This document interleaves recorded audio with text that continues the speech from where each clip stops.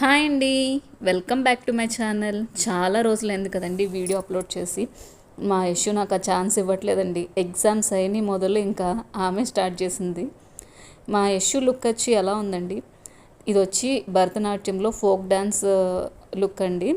చాలా బాగుంది కదా. నేను స్టార్టింగ్ ఆల్రెడీ ఒక ఫోటో అప్లోడ్ చేశాను. వాటిల్లో ఆర్నమెంట్స్ అన్నీ పెట్టలేదండి.